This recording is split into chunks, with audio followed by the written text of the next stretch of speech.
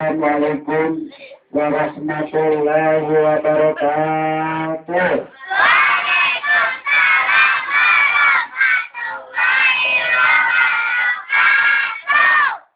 Bismillah, alhamdulillah, wa syukurillah, ala ni'amillah. Wassalatu wassalamu ala sayyidina wa syafi'ina wa maulana Muhammad ibn Abdullah wa ala alihi wa ashabihi wa man tabi'ahu wa wala. La haula wa la quwata illa billah, amma ba'da. Alhamdulillah, kita bersyukur kepada Allah Subhanahu wa Ta'ala bahwa sampai dengan detik ini kita masih bisa merasakan nikmat Allah yang amat banyak. Semoga dengan rasa syukur kita ini bisa menjadikan diri kita orang-orang yang pandai bersyukur. Amin. Salam bersalam marilah kita sama-sama sampaikan kepada junjungan Nabi besar kita, Nabi Muhammad sallallahu alaihi wasallam. Semoga dengan bacaan sholawat yang terus-menerus, insyaallah nanti di hari kiamat kita bisa masuk surga bersama-sama Nabi. Amin. Karena kita mendapatkan syafaatul uzma di hari kiamat nanti. Amin. Anak-anakku semua, dalam pengajian remaja ini, bagaimana biasa kita memasuki malam Selasa yang terakhir atau malam Selasa yang kelima di bulan April. Dan malam Selasa keempat kelima ini kita biasa akan menerangkan tentang keutamaan amal perbuatan yang kita lakukan sehari-hari. Anak-anakku semua, dalam kesempatan kali ini, adik-adikku, remaja-remaji, santriwan-santriwati al-hafiziyah, kita akan membahas tentang masalah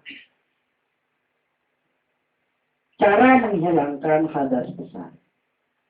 Anak-anakku, Ustaz sering wasiat kepada kalian, sering pesan sama alumni yang sudah pada kerja, sudah pada nikah, yang jarang kesini, paling kesininya sewaktu-waktu, sering pesan kepada murid-murid yang lain, teman-teman yang lain, apa yang Ustaz pesan? Sesibuk apapun kamu, sesibuk apapun kalian, jangan pernah tinggal sholat. Kenapa? Kalau kita jaga sholat, insya Allah, Allah jaga kita. Amin. Amin. Benar. Jangan berani tinggal sholat yang 5 waktu. Itu kewajiban Allah yang nggak bisa ditawar-menawar. Jangankan kita sembuh, sehat, lagi sakit, nggak bisa duduk, nggak bisa bangun, tiduran terus di tempat tidur, wajib sholat. Apalagi yang segar kayak gitu. Kalau kita sholatnya dijaga, maka Allah akan menjaga kita. Amin. Amin. Nah, sholat ini supaya sah, wudhunya juga harus sah. Makanya ada istilah, kuncinya surga adalah sholat. Kalian pengen masuk surga, sholat jangan tinggal. Kuncinya sholat adalah wudhu. Menghilangkan hadas kecil. Di samping wudhunya benar, maka bagi yang berhadas besar harus suci dulu tubuhnya dengan cara mandi wajib. Kalau wudhunya nggak benar, sholatnya nggak sah. Begitu juga kalau mandi wajibnya nggak benar, maka sholatnya juga tidak sah. Nauzubillah, subhanallah ini. Ada orang hadas besar yang perempuan nih, yang udah haid wajib mandi. Yang laki-laki yang udah dewasa, udah balik, yang umur 15 tahun ke atas, wajib mandi. Yang sudah keluar air mani wajib mandi. Sebelum mandi wajib, nah kita akan menerangkan tentang mandi wajib. Kenapa? Karena kalau wudhu sudah sering puasa kerangka. Sekarang mandi wajib. Tapi mandi wajibnya nggak sah, syaratnya nggak sah. Paham? Sebelum mandi wajib, kamu periksa badan kamu dulu. Mulai dari ujung rambut sampai ujung kaki. Diperiksa, ada najisnya enggak? Kalau ada najisnya, dihilangkan dulu najisnya. Ada sesuatu yang nempel di badan kamu, sesuatu itu bisa menghilangkan, bisa menghalang-halangi air masuk ke kulit apa enggak? Contoh, cat. Ada cat, kamu habis ngecat atau habis mainan cat X bisa. Ini harus dihilangin dulu. Soalnya cat atau cat X atau sejenisnya yang bisa menghalangi masuknya air ke kulit, itu kalau mandi wajib, cat X-nya nggak hilang, cat-nya nggak hilang, atau yang perkara yang menghalangi kulitnya nggak hilang, maka mandi wajibnya nggak sah. Terus gimana? Ya harus hilangin. Kan udah mandi, Ustaz. Habis mandi, hilangin. Mandi lagi. Jadi mandi wajibnya harus hilang. Itu yang pertama. Dilihat dulu, periksa dulu badannya. Yang kedua, rukun mandi wajib. Rukun mandi wajib itu cuma 2. Tapi 2 ini harus dilaksanakan. Kalau enggak, cuma 2 aja nggak dilaksanakan, mandi wajibnya nggak sah. Kalau mandi wajibnya nggak sah, sholatnya juga nggak sah. Yang pertama rukun mandi wajib adalah niat. Apa niatnya? Niat menghilangkan hadas besar. Perempuan yang sudah haid, atau selesai haid, atau selesai nifas, atau kalian yang sudah balik misalnya mimpi basah, itu mandi wajib syaratnya harus niat. Niatnya apa? Menghilangkan hadas besar. Nawaitul gusla lirafil hadasil akbar faradalullahi ta'ala. Bareng-bareng. Nawaitul gusla lirafil hadasil akbari faradalullahi ta'ala. Pak Ustaz, saya nggak hafal niat bahasa Arabnya. Niat bahasa Indonesia aja. Ya Allah, saya niat mandi wajib. Kapan niatnya? Waktu pertama basuhan. Contoh nanti pakai daun. Waktu basuh rambut, ya Allah, saya niat mandi wajib menghilangkan hadas besar. Kalau nggak hafal Arabnya, ya Allah, saya niat mandi wajib menghilangkan hadas besar. Pernah suatu ketika ada orang nanya sama Pak, saya udah mandi wajib, terus saya udah sholat, terus saya baru ingat apa? Waktu mandi itu saya nggak lihat gimana Pak? Mandi lagi, habis mandi lagi, sholat lagi, karena mandi wajib yang pertama dia nggak lihat, nggak sah. Paham? Harusnya. Yang kedua, rukun mandi wajib meratakan air ke seluruh tubuh. Baik rambut maupun kulit. Dari ujung rambut sampai ujung kaki. Harus rata airnya. Contoh begini. Biasanya kamu ini kalau mandi, asal kebiar-kebiur aja. Habis mandi, bahasa sahat, sabunan, habis sabunan, kadang kampuan, sikat gigit, terus udah. Nggak diperhatiin.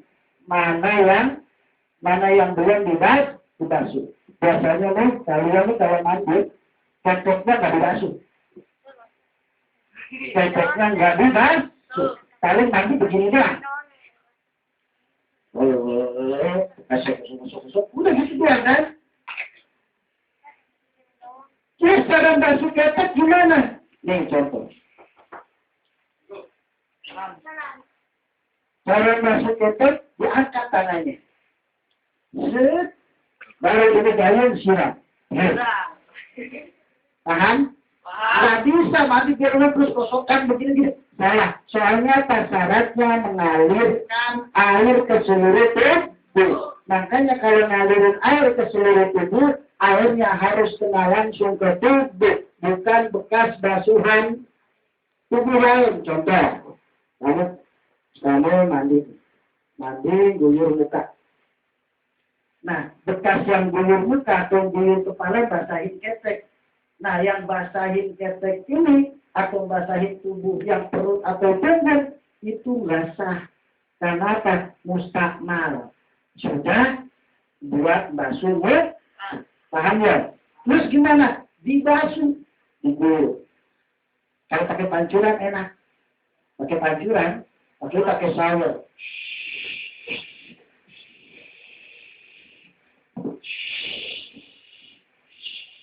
Itu harus dibasuh. Kalau pakai pancuran enak. Ngocor. Udah ngelak balik aja begini. Soalnya apa? Harus benar-benar kena. Nah, bagi yang perempuan. Bagi perempuan. Semua lemputan tubuh. Itu yang zahir, yang kelihatan. Itu wajib dibasuh. Contoh, di bawah ini. Perempuan di bawah ini kan jarang dibasuh kan? Ayo, jawab. Pernah nggak kamu guyur di bawah ini? Nggak pernah. Kalau mandi wajib harus diguyur. Gimana caranya? Bukan cuma berdiri di bawah pancuran, bukan. Ambil gayung, diangkat ininya, ambil gayung, diangkat ininya.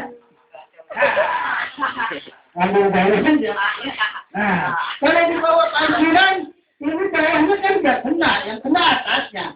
Yang kena atasnya netes ke lapisan bawah. Yang netes ke lapisan bawah itu mustakmal. Makanya harus diguyur bawahnya. Paham gak nih? Bagi yang perempuan. Bagi yang laki-laki. Sekarang gantian. Bagi yang laki-laki nggak bisa kamu basuh mandi wajib kayak waktu basuh kencing, nggak bisa. Kencing coba, nggak bisa. Nggak bisa gimana? Soalnya kalau coba yang kena atasnya doang. Ujungnya. Bawahnya enggak. Terus gimana caranya supaya bawahnya kena? Kejuyur dan mustakmal. Berangkat. Berpengambil lagi buat. Gitu. Benar. Pernah nggak kamu gitu? Nggak pernah kan? Makanya ini. Supaya benar-benar diajarin praktik mandi wajib. Supaya benar. Diangkat. Biar bawahnya tenang. Mandi bawah. Baru begini, diangkat, baru begini. Paham? Udah gitu, nih, lemputan nih. Lemputan apa namanya? Nah, pintar. Ini kan dalamnya kelempit. Ya kan? Kalau mandi wajib nggak bisa begini. Harus gimana? Begini sebentar. Nah, ya lemputannya kebuka, diguyur. Soalnya kalau basahnya kena tetesan air di atasnya, itu yang nyampe sisaan. Kalau sisaan namanya mustakmal. Jadi harus langsung ke guyur. Nah, paham? Jangan bercanda dalam pikiran kalian. Kius nih. Kius. Ya. Paham nggak? Nah, itu niat yang pertama adalah rukun mandi wajib. Pertama adalah niat. Yang kedua membasuh air ke seluruh tubuh. Sekarang bagi perempuan yang rambutnya panjang harus dibuka kepangannya. Kalau rambutnya dikepang, kalau rambutnya dikuncir atau dikondek, dibuka kondenya. Soalnya apa, nanti rambutnya keturutan konde buatan, nanti nggak masuk airnya ke dalam kulit kepala. Dibuka. Makanya punya rambut jangan panjang. Masih penting yang rambutnya kayak botak sedikit. Ya kan? Jadi kalau giliran keramas gampang basah semua. Ustaz, saya nggak mau repot-repot. Kayaknya repot amat ngalirin air ke seluruh tubuh. Saya mau baca Ustaz di kolam renang. minta mandi, atau lari ke laut, nyebur, langsung lihat. Mari tunggu surat kurang dengan bangun lagi, misalnya, ya, mari tunggu surat itu kan kalau nyebur pasti udah bahasa semua tuh, ya kan? Udah bahasa semua, boleh nggak? Oh, nggak apa-apa. Sah mandi wajibnya malah lebih gampang. Tapi kamu boro-boro kolam renang, kolam ikan aja di rumah nggak punya. Nah, jadi yang gampang tadi harus benar-benar teliti. Kalau nggak teliti, mau gitu cuma mau jadi lain yang baik, maka yang enggak kebasuh, kalau ada yang enggak kebasuh atau basuhan tapi basuhan air mustaqbal, semua wajibnya enggak sah, otomatis ketika dia sholatnya juga enggak sah. Naudzubillah ini dari sudah paham semua. Ustaz, saya boleh nggak ngasih tahu nama-nama? Boleh. Kamu suruh diangkat namanya, cek. Iya. Boleh nggak? Boleh. Soalnya kalau kamu nggak mau kan orang tuanya masuk neraka, gara-gara mandi wajib dan dasar, makanya kasih tahu kita pengen kita dan keluarga kita semua masuk ke dalam surganya Allah Subhanahu wa Ta'ala. Amin ya rabbal alamin. Sampai sini ada yang bertanya, silakan. Alhamdulillah, kalau nggak ada yang nanya berarti udah paham semua, pinter semua. Bisa gitu loh. Harus pinter. Karena itu, supaya saya cukupkan, kurang lebihnya mohon maaf. Di akhir kata, marilah kita sama-sama berdoa. Semoga semua amal ibadah kita diterima oleh Allah Subhanahu wa Ta'ala. Ala hazmi ya walikulina tujala, dan ustadz Rasulullah SAW, wassalamualaikum warahmatullahi wabarakatuh. Alhamdulillah, Bismillahirrahmanirrahim. Bismillahirrahmanirrahim.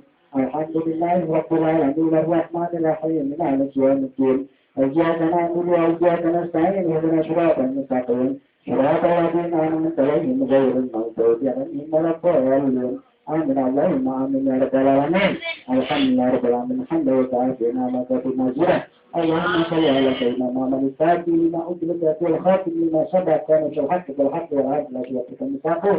Wa ala sadraka qadri muqtarraban. Ya Allah Tuhan kami, jadikanlah kami semua dan keluarga kami semua dan keluarga besar Yayasan Al-Hafizah ini orang-orang yang bisa mensucikan diri lahir dan batinnya Allah, sehingga ibadah kami semua diterima oleh-Mu ya Allah. Jadikanlah kami semua orang-orang yang pandai bersyukur atas nikmat-Mu ya Allah. Dan ampunilah semua dosa-dosa kami dan keluarga kami semua ya Allah, atas kesilapan kami, ketidaktahuan kami, atas dosa-dosa yang pernah kami lakukan baik sengaja atau tidak ya Allah. Rabbana atina fid dunya hasanah wa fil akhirati hasanah wa qina adzabannar. Wa adkhilna jannata al-abrar ya aziz wal ghaffar. Wa sallallahu alaihi wa Muhammadin nabiyil insya Allah barakatuh. Wa subhana rabbika rabbil izzati amma yasifun. Salamun alal mursalin. Alhamdulillah rabbil alamin. Kurang lebihnya mohon maaf. Wallahu muwaffiq ila aqwamit thoriq. Wassalamualaikum warahmatullahi wabarakatuh. Waalaikumsalam.